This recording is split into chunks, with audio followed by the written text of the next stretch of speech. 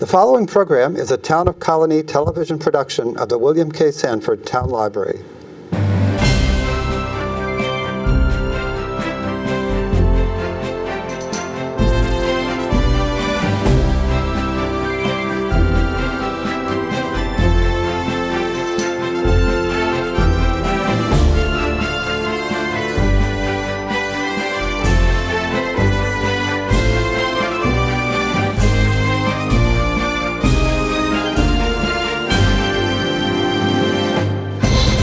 Welcome to Getting to Know You. My name is Joe Nash. It is time for our yearly visit with the Adirondack Folk School. They're up in Lake Luzerne.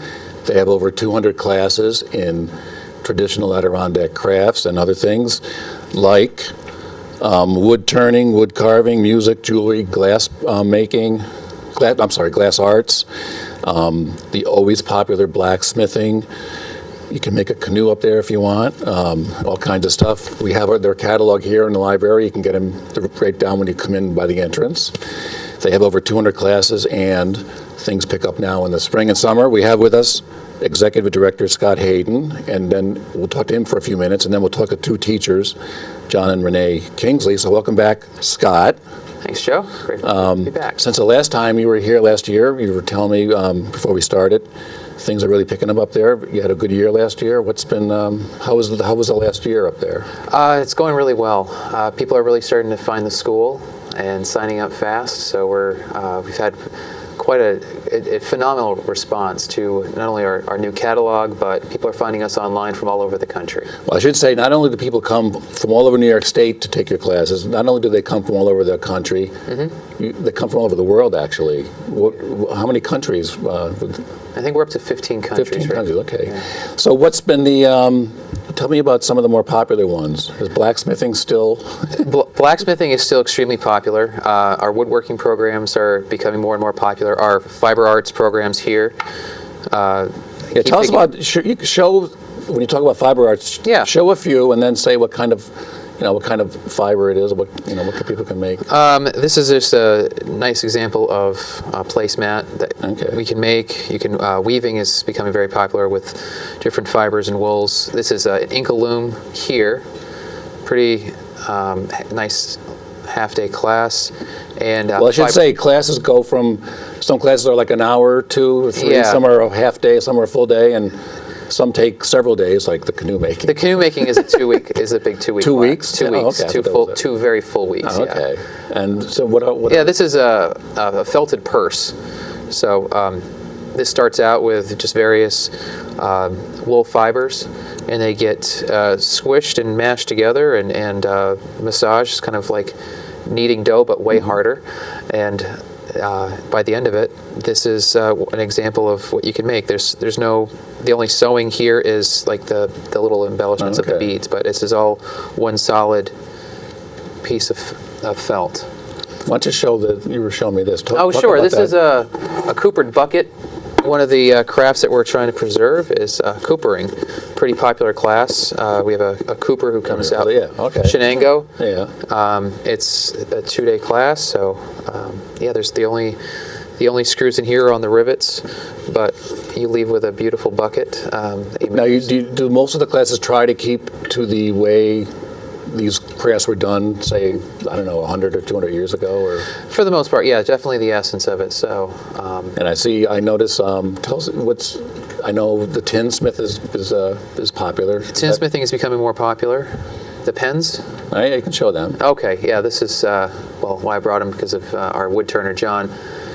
Some great example of the work that he does. Oh, okay. These are pens? Yes. Okay, yeah, well, he can talk about those in a little bit. Yeah. What you said, or you can talk about that too if you... The tinsmithing, yes, we have several tinsmithing classes coming up. Making your own tin bucket with a tinsmith and blacksmith from Montreal will be coming down later next month. And I should say, your teachers many of them are what, they're sort of world famous, I guess you could say? Yes, we have some pretty renowned Or instructors. they're like the most known in their field, or? Well, yes, it depends on their field, but certainly our instructors are that amazing combination of people who are very gifted at their craft and who can also teach to a complete novice or a lay person. Some people are extremely brilliant, but they can't relate it to the average person, and our instructors are those extremely brilliant artisans and craftspeople who can take anybody with just that interest to learn And anyone, you encourage people, all levels of ability can come and take these, classes. Absolutely, and that's the real joy of the school, is that people who signed up for something that really timid, not knowing if they could do it, and leaving with a piece very similar to one of these, quality heirloom piece. Now, you were telling me about this kind of carving. What did you say it was called? Chip carving. Chip carving. Now, what is that? How is that different than regular carving? Well, you use small wooden chisels, and you carve out the designs. It's pretty.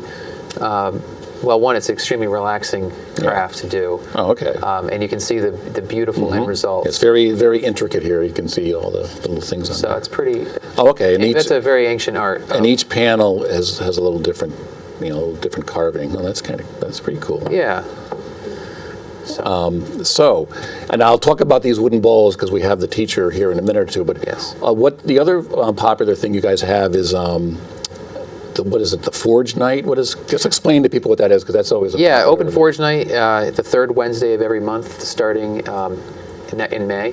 We have anybody who wants to just give it a try before they sign up for our class is welcome to come up between 6 and 8:30. This is for if you're thinking of taking blacksmithing, right? If you're thinking of taking blacksmithing, instead of committing to a 2-day class or a 1-day class, this is a great way to give it a look and swing a hammer and see if this is for you. Okay, well, I should say there's good descriptions. It'll be on the screen here. AdirondackFolkSchool.org. There's all kinds of pictures, all kinds of explanations. You can see a list of classes.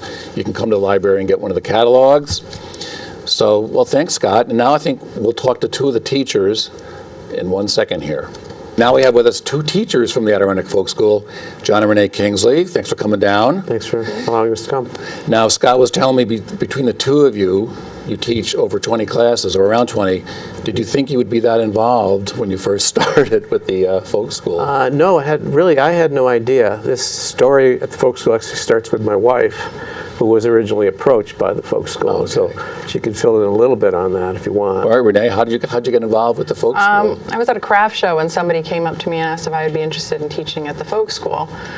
So they gave me the information, and when I called to talk about it, I just off the cuff said, "Do you want a wood turner too?" So we're 2 for 1. They got 2 for 1. 2 for 1. So And then, John, you're actually on the board, too. I am a board member, yes. So, how would you, Renee, how would you define you call it the glass arts? Is that what it's? It's part of the glass arts. I'm a lampwork artist. Okay, lamp work, and then you were telling me before we started, this goes back to ancient Egypt. Yeah, this is the ancient. They find these beads in the ruins in ancient Egypt and Mesopotamia. And then, show us some examples, and then you could explain, like you were showing me, how you sort of do that. Glass comes. My glass is more refined than the Egyptians had it. It comes in rods like this. There's both transparent and opaque. So there's some you can see through, some you can't. It comes in a wider range of colors. Most of my glass is Italian soft glass. Okay. Glass it's hard, but it's termed soft glass because it melts at a lower temperature than some other glasses that you can use. And you were telling me in Italy it's like a secret art or something? Yes, at the height of the Italians perfecting it, and what they did is the torches used to be oil lamps. Okay. And the Italians found out that if they could pump a little bit of extra oxygen in with bellows, that they could get a hotter flame and they could work it differently. So at one point, yes, if you were giving out family secrets and were to teach a class like this, you would be punished severely. So I tell my students that sometimes. So can you hold up a bead, and we'll show it later on the screen. We'll get a close up, but just explain how like you were explaining to me before, how you would do that. We use a torch. This is a torch that's not attached to the fuel source right now. We use a torch, and we would take the glass rods. It's considered a wound glass process as opposed to blown glass, because what we're doing is we're heating the glass over the torch, and we're winding it onto a stainless And then the steel glass mandrel. it sort of melts on it. It melts onto it, so it just winds right on there. Okay. And then we use centrifugal force. We're always spinning it, and by spinning it, it helps to round it out, to shape it. We can use other pieces of glass. I have some twisties here. You might use something like this to add a decoration to it. And when it's all done, we allow it to cool, and then it goes into a kiln to be annealed. Okay. When it's annealed and all done, then this would go into water, and then it just would come off the mandrel, and that's how you end up with a bead with the hole in the middle of it. So how did you get interested in doing this? I actually started with stringing beads to keep myself busy when I was taking care of my mother-in-law. And then after she passed, John wanted to do something for me, so he bought me a class on how to make, just to see how glass beads were made. Okay. But that was it. I mean, the minute I touched the glass, that was it. I was hooked, because I never considered myself much of an artist. I'm more of a science and math-minded person. But there's so much science to glass. We'll show you then. It'll be on the screen. Some of the intricacies, the design. I think you would have to have a good. But that's my math mind, to get all the little dots. This like a pattern like this one here. I mean, that's my math mind, to get those patterns and those type of things. So John, and your how would you describe your art? Just wood turning? I mean, wood turning. I've been a woodworker since I was 15. I started a little business restoring furniture when I was 15 years old. So I opened up my father's garage and actually brought in a small lathe, built my own table saw, and started doing reproduction pieces, replacement pieces for people in the community. So all these things are the bowls. I hear your bowl classes are extremely popular. Usually full, yeah. They're usually full. Is this done on a lathe? It is done on a lathe. Okay. The lathe is a unique machine in a wood shop. It's probably the only machine where you can take a piece of raw wood, this is a piece of a tree with the bark on it, and mount this on the machine and turn a bowl at the end of the day. So that could end up like this? That would most likely end up like this. Okay, for that. So you see the similarity there? Okay.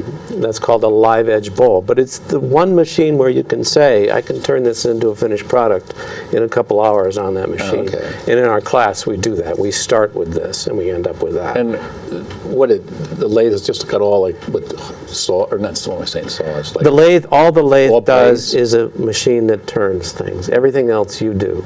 So with the tool in hand, this is a bowl gouge. Okay. All of the students learn to use these in my class. They take this raw piece of wood and they shape it into a bowl.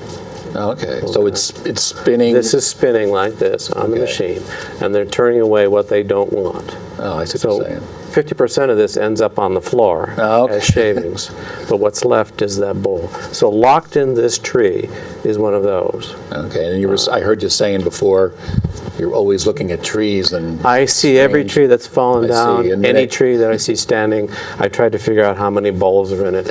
I get my kids a laughing. It's just the way that I am. So I brought a bowl from home that's in process. So this started out as a tree. So here's the tree. Okay, I see what you're saying. The bark has come off, Yeah. and this is getting rounder and rounder and rounder. And the more I turn it, and the more I prep it, the more of a bowl it will be. Okay. So this is the orientation that the people in class would see. Ultimately, they'll see the same type of thing. So Renee, what's that like walking in the woods with John? Is that looking as he's just staring at every tree? Well, I have a habit of identifying trees. Yeah. So. Or stopping if a tree's gone down in somebody's yard, he'll stop and knock on their door and see if he can have it. See if I can have it. Piece. So how do you get it so smooth? So smooth. Sanding, lots and lots of sanding. Now, is it spinning? It is spinning when it's sanded. Like I said, it's start to finish on one machine.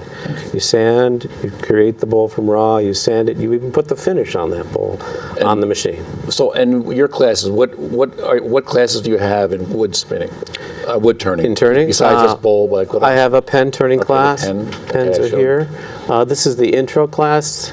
So we turn this style of pen right here.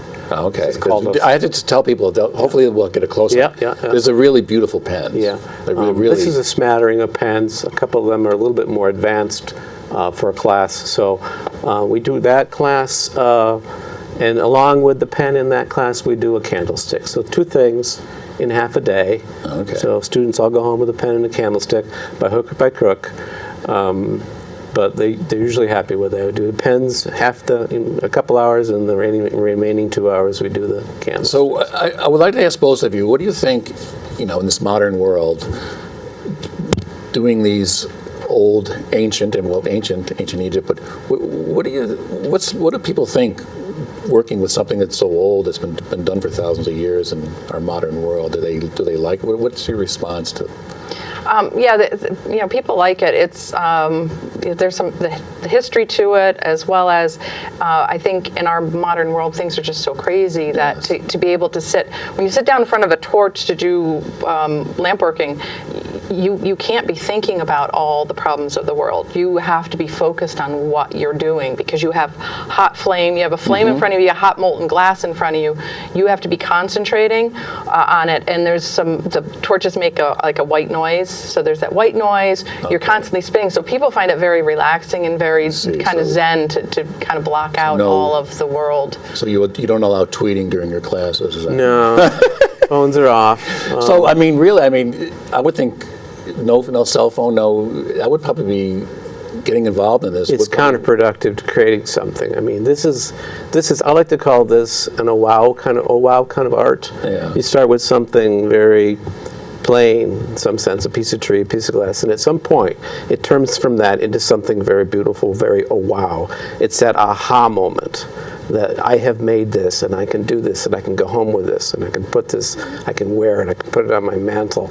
It's just, it just drives your soul at some point. Yeah, that's what we need in the modern world. What age group do you teach? All ages, your classes? I've had everything from 11-year-olds to 70-year-olds. Okay. It's full Renee, range. Mine tend to be 15 and up. 15. And what do they like making? The things that they could turn into sort of like the thing you're wearing right there. You made, right? Is that I did make this one, and that would be that'd be a much more advanced class. Okay.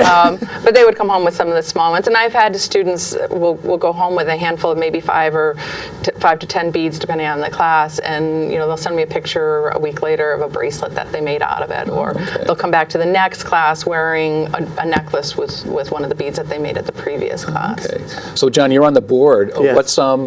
What is the response that you get from, like I was saying, people come from all over the world to take these? What do you, being a board member, how do you see the? Well, it's been fun. I'm a recent board member. It's been fun to see the inner workings and see the thought patterns and be a part of that. The function of the school, the direction of the school, helping to apply whatever kind of guidance I can give. As a teacher, I think it's important to have teachers as members of the board, because we're seeing the people who come, the people who take the classes, we're getting their responses. It helps to feed the process and promote the school. So I've been enjoying it so far. And how many years? I'm sorry. I think how many years you've been teaching there? 7. 7, and staying with you, Renee. Oh, okay. So what are you planning? Are you planning anything for the future in your arts, or are you going to stick with? We've tried a sampling of things. I have in the turning realm. I've tried all kinds of things. There's lots of things that can be turned, and we've inserted them into different schedules and different timelines to see which ones have more attendance, more interest, and the bowls are hot. I mean, people want to do that, and they want to do pens, and they want to do candlesticks. Yeah. So I've kind of trimmed it down, but we've also added this year, partly because the school acquired some funding to acquire a very, very nice set of hollow turning tools that allows us to turn these things. This would be an advanced project for a turner, somebody coming into the school. Probably without our turning system that we have now, I would not attempt to do with them. So you were saying someone donated some special? We got some funding to acquire the hardware that allows us to do this. And that piece there, that's another hollow form, yeah. So these two would be, you're saying, more advanced? They are. Of the group here, these would be, yeah. Okay. And we have classes. I've added, I think, 4 hollow form classes this year, which is it is a brand new class for this year. Okay. Yeah, so the bowls there's 4 or 5 classes. I might have the numbers wrong, and then the hollow forms, there's 4. Well, it sounds like several of the classes, as we were switching here, Scott was saying the canoe class is full. Your classes, a lot of them are full. Renee, Yeah. are yours usually pretty full? No, mine, once in a while I'll have a full Yeah. full class, but they tend to be a little smaller, which is nice with the torch. I know. She's got flame going, see. to manage 6 people or whatever with flames going. And they each have their own. Oh, okay. Yeah. So besides the bead, what are some of your other lamp? All of mine are the bead making, but the But various. various stages, because it's a technique. It's an art form that is very technique driven. You really need to know the basics, and it's something you build on. So my classes kind of build on one another. So each class teaches a different part of the technique. You don't go to a class and just be able to create something like the trees or something very elaborate. With the design on. In glass, you're considered new for 3 years full time. Glass worker is still considered a newbie. Oh, okay. So it's an art form that takes a bit of It's a long apprenticeship. yes. But people do come out with some beautiful beads, and like I said, they've been able to make bracelets. And I'm also I've helped a couple people set up studios in their own homes so that they can start doing it. So you've heard from several students that after they took this class, and maybe John, you too, they sort of went on their own. definitely. That must be sort Definitely. of gratifying. Oh, many times you'll get someone who says, "I love this. Where can I get a machine? Where can I buy a Where can I get lathe?" the stuff to do this? How do we get started?" And that's the jump off spot for me. That's where Yeah, I think a couple years ago I interviewed Art Thorman that does the tin, and he said the same thing. Once people get interested in it, they sort of want to. And that's what we are. We're both ambassadors of our art forms. And the whole school is a big ambassadorship for this art form of things, of getting yourself out of the box, trying something different, saying, yes, I can do this. What do I need to get started in my own home to do this? And how can I become one of those people on a regular basis? Okay, now, do you guys ever, with your classes, combine with another one of the arts for anything? Do you ever combine with the fiber arts, or is it all everything pretty? Not yet. I've proposed a couple things, but we haven't. Like what? Like as an example? Well, I was just talking to Scott about something earlier today.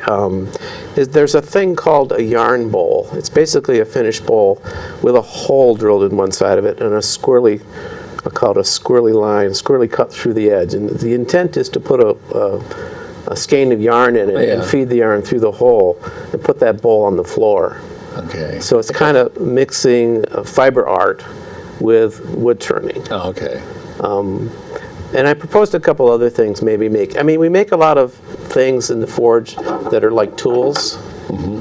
That's not a tool. Well, it is a tool. But I have proposed making wooden handles and combining the two together. Making the tools and then doing. And then having a course on handles or something, or something like that. So, it's an evolutionary thing. We have to think about it more. And Renee, would your art combine with any of the other classes, or can you think You could do a jewelry making class on how to make the beads into jewelry, because at the end of our class you come out with just raw beads.